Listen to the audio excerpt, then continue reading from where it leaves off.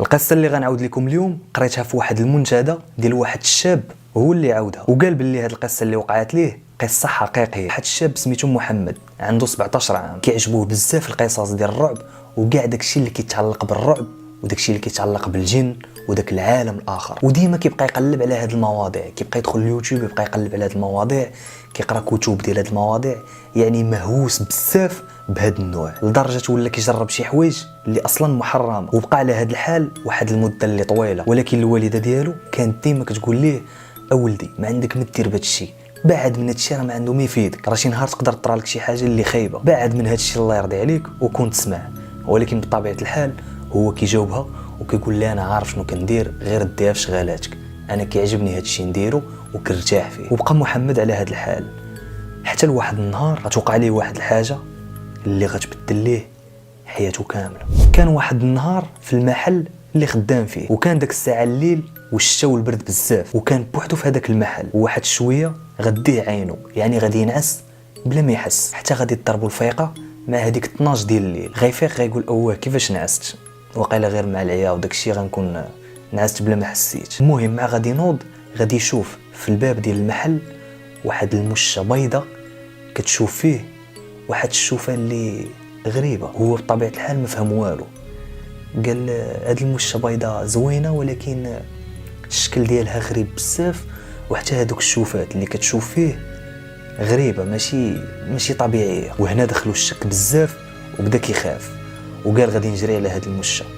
هي هذيك بدا كيقول لها سيري زعما سيري بحالك من هذا المحل. والو هذيك المشه ما بغاتش تتحرك وبقات كتشوف فيه بهذوك الشوفات وما بغاتش تحيد عينيها من وجهه. وهنا محمد تخلع بزاف وما عرف ما يدير، قال شنو غادي ندير باش غنخلع هاد المشه باش تهرب وتبعد من هذا المحل. قال غادي نجبد التليفون ديالي ونصورها باش نخلعها بهذاك الفلاش ديال الكاميرا لعل وعسى تهرب وتمشي. هي هذيك جبد احمد التليفون بقى كيصور فيها المره الاولى الثانيه الثالثه، والو هذيك المشه ما بغاتش تتحرك، بقات كتشوف فيه بنفس هذوك الشوفات. وهنا محمد غادي يديه الناس عاوتاني بلا ما يحس حتى غيلقى راسو ناعس. واحد شويه ضرباتو الفيقه مع الجوج ديال الليل.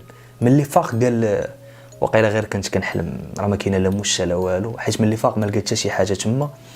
قال راه وقيلا غنكون غير كنت كنحلم ولا شي حاجه. المهم قال كنحس براسي ماشي هو هذاك، اللهم نسد الحانوت ونمشي بحالي للدار. هي هذيك داكشي اللي دار، سد المحل هو يمشي للدار كمل النعاس ديالو. فاق محمد الصباح وبدا كيقلب في دوك التصاور ديال التليفون، وهنا كانت الصدمه، تصدم من داكشي اللي شاف وما فهم والو. لقى هذيك التصويره اللي تصور البارح بصح حقيقيه، يعني ما كانش كيحلم، بصح وقع ليه داكشي. وهذيك القطه اللي كانت كتشوف فيه بصح كانت.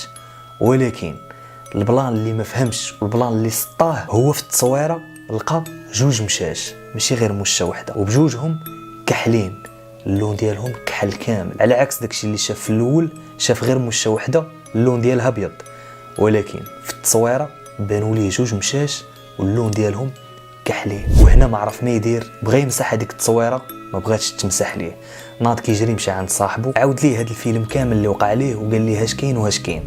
ولكن صاحبه ما تيقوش، بقى كيضحك عليه، قال لي انت راك واقيلا تسطيتي ولا شي حاجه. قال لي هاد التصويره اللي وريتيني ديال جوج مشاش كحلين، يعني عادي ما كاينه حتى شي حاجه اللي غريبه. وهنا محمد عرف باللي هذاك الشيء اللي شاف ماشي طبيعي، وقرر باش هادشي ما يقولوا لحتى شي واحد. من بعد ما دازت يومين على هادشي محمد غادي يتشفر ليه التليفون ديالو، ولكن واخا هكاك ما بقاش فيه الحال. قال مزيان نيت تهنيت من هذوك الصور اللي كانوا فيه، اصلا ما بغاوش يتمسحوا ليا. من بعد داز تقريبا واحد الاسبوع على هادشي، ونهار الخميس بالضبط حتى غادي تبان ليه نفس هذيك المشه اللي كانت كتشوف فيه في المحل، نفسها تماما.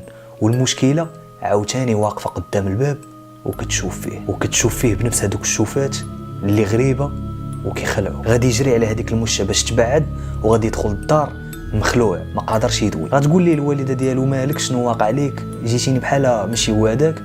غيقول لها لا والو ما واقع لي والو، غا كنحس براسي ماشي هو هذاك، انا غادي نطلع ننعس. جاوباتو وقالت ليه وصافي طلعت ترتاح، وقالت ليه انا غنمشي انا واختك عند جداتك كيف ما موالفين، حيت كل خميس ماماه واختو كيمشيو عند جداتو كيجلسوا معاه النهار كامل. هي هذيك غادي يمشيو وهو غادي يطلع لبيتو وغادي ينعس. وهو ناعس حتى واحد شويه غيحس بشي واحد باللي حداه. هنا محمد غادي يتخلع، قال اوه الدار ما فيها حتى شي واحد، كنحس بشي واحد حداه. ما قدرش يتحرك من بلاصتو، وما قدرش حتى يدور يشوف شكون اللي حاضر. وهنا بدا كيحس بشي واحد كيقيسو وكيقول ليه محمد.